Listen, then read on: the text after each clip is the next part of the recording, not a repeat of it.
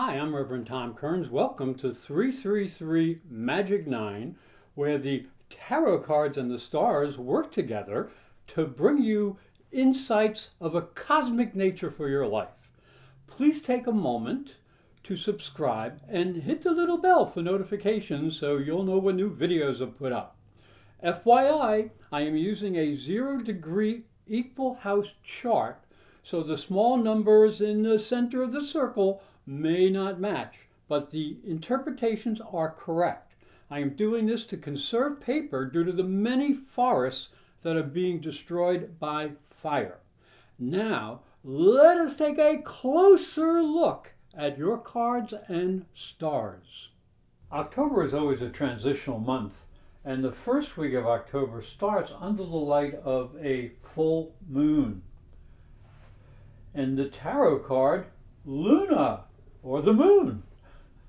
Now, this card is often associated with difficulties or deception when dealing with other people. But the full moon also represents there's a lot of emotionalism in the air. And so this card, in a positive sense, could represent the enhanced psychic abilities. So you might be sensing things more.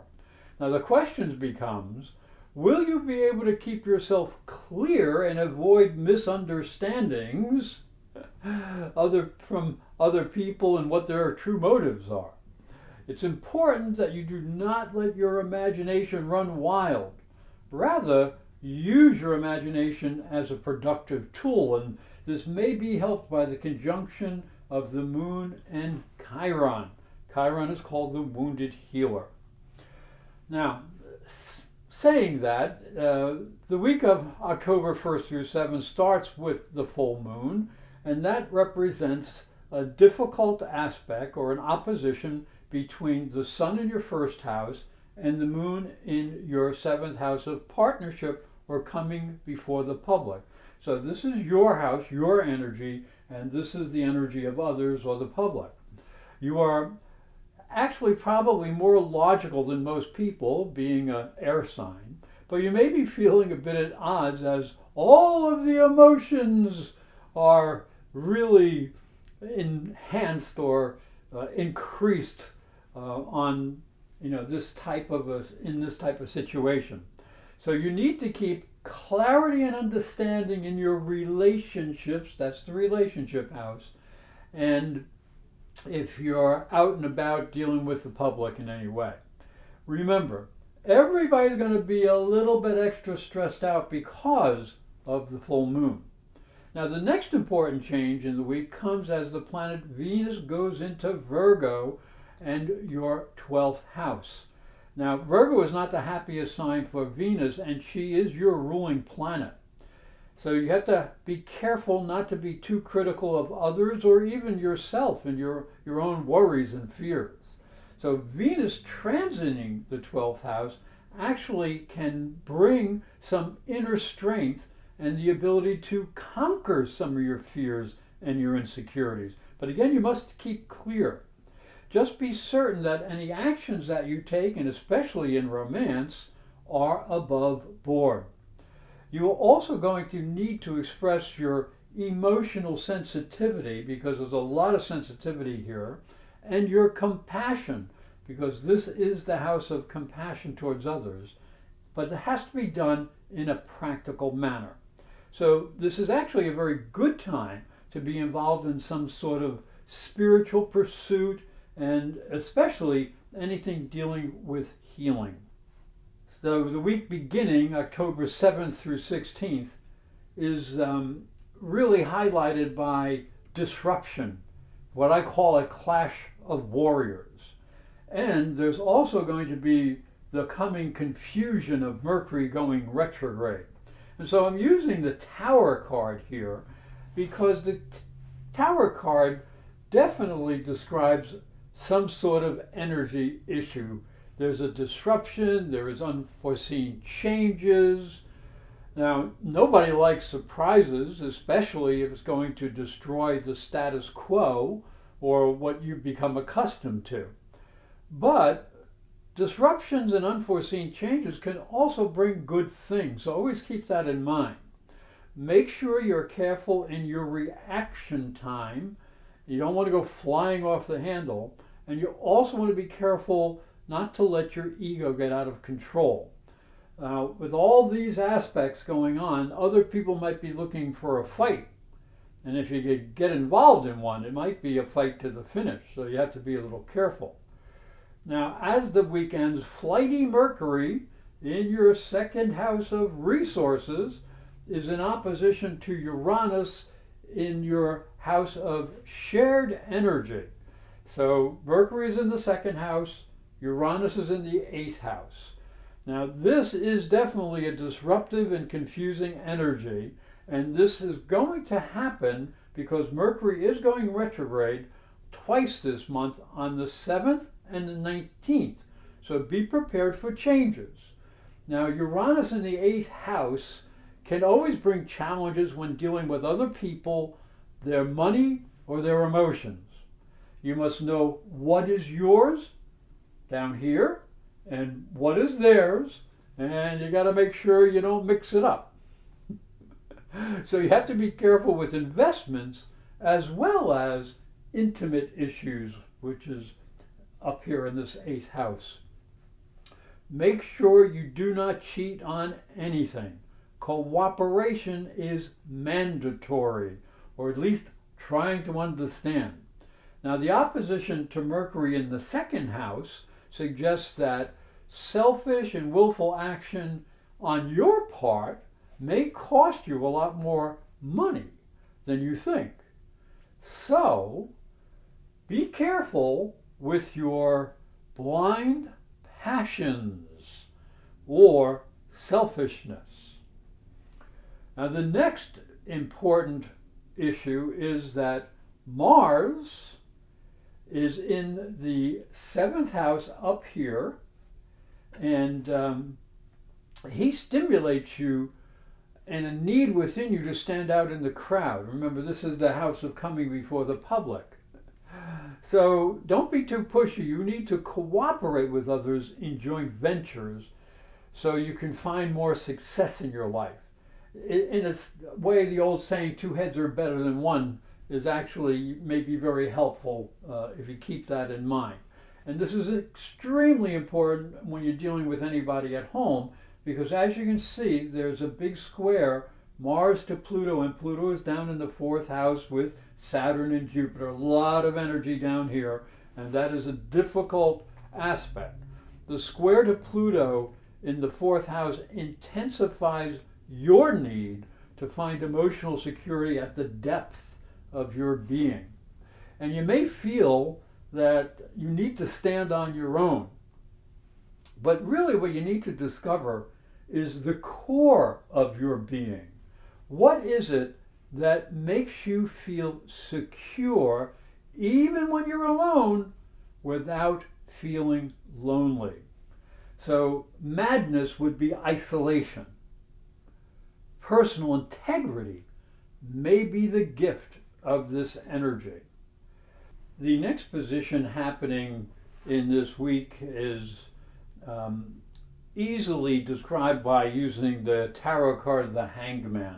Now, the Hanged Man is the card that suggests we need to take a different perspective in our life. We need to look at things in a different way. If you look closely at that card, you will find that the Hanged Man himself is not feeling perturbed or upset or anything like that. He is actually very well within himself. He is just looking at things differently. Now, this can be a very valuable lesson because Mercury is going retrograde in your 2nd house on the 13th. Now, you need to be wise about money because this is the house of money. Because if you bet your money on a hunch or a proposal full of promises, well, you might come up a little short. So be careful. So check all the details in financial deals. If it sounds too good to be true, probably is. Now, the Sun will be moving down to conjunct Mercury on the 25th. And this can add some confusion to your words and actions, and in business, and in finance. So Think twice before you speak and before you invest. The week of October 17th through 24th, I selected the Lovers. Now, this card often suggests that a choice must be made between following pleasure or the possibility of flirting with temptation. Now, this is a good card. I love this card. That's why they call it the Lovers. But the real meaning here is that there is an important choice that's going to have to be made. And this choice needs to be guided by your higher inspiration and your higher aspirations. You must remember that love is a serious adventure that demands cooperation and commitment between two people. Now, this is extremely important during this time because Venus is in opposition to Neptune. Venus represents the lower vibration of love, or the earthly vibration of love. Neptune represents the higher vibration, or the spiritual vibration of love. And the opposition between the two can have a shattering effect. You might be looking at someone through rose-colored glasses and then have to realize that, whoop, maybe that isn't exactly what I thought it was. So do be a little bit careful. Now, this will be helped because there is a wonderful double trine here between Venus to Pluto and to Saturn. Now, Pluto has been in your fourth house for a long time, and Saturn has been there as well for about 2 years. And this represents that there is a big change going on deep within your own being. The deepest part of your emotions may have been challenged, and this is so that you find a deeper sense of security, and that will be helped by the beautiful trine coming from Venus. So Venus brings spiritual strength because she's in the 12th house, and the ability to conquer some of your inner fears and insecurities. Just be certain that you keep all your actions above board. You don't want to be caught with your pants down. I hate to say that, but I guess that sort of works. So no secret romances allowed. Now, the trine to Saturn should help in this regard because Saturn is the stabilizing factor, especially when it comes to emotions. So the real sense of security that can be developed within you must be earned through your hard work and by establishing your own sense of confidence. If you can do that, you will feel and be much more successful in your efforts to live a good life. For the final week of October 25th through the 31st, the card for the beginning of the week is the Four of Swords. Now, if you look at this energy in this card, it is one of rest. So there's been so much that has gone on during this month, this transitional month of October, that there's no question that a lot of people, and perhaps even yourself, have been so affected by all the different transitions that you really need to focus a bit on yourself. You need some quiet. You may need some solitude to gather your forces together and to heal yourself. And this is going to be very important because there is another big jolt that may be coming in the future. And it is the combination of the full moon with Uranus. So the moon will move up here and be with Uranus, and it'll be in opposition to the sun. So this is the second full moon in this month. So this moon is the Uranus moon conjunction is going to be in the 8th house of sensuality, the psychic, other people's energies, involvement with intimacy, and the sun in the 2nd house of your resources, your energy, your values. So it's really important that you understand that this energy is coming at you, and this is represented by the Wheel of Fortune, because this can bring a lot of good change. Now, when the full moon and Uranus conjunction falls in your 8th house, again, it means it is opposite the sun in your 2nd house. So you must maintain a balance between your financial and intimate needs and the demands of others. Selfishness and fights over who's robbing the piggy bank to quench their desires will hurt everyone. So use the power of negotiation. That's always a good idea in any opposition, rather than willfulness to create a compromise. Now again, the same can be true in the realm of desire and sensuality. So learn to combine sensitivity and compassion with physical desire, and you'll be much better off. Thank you for watching.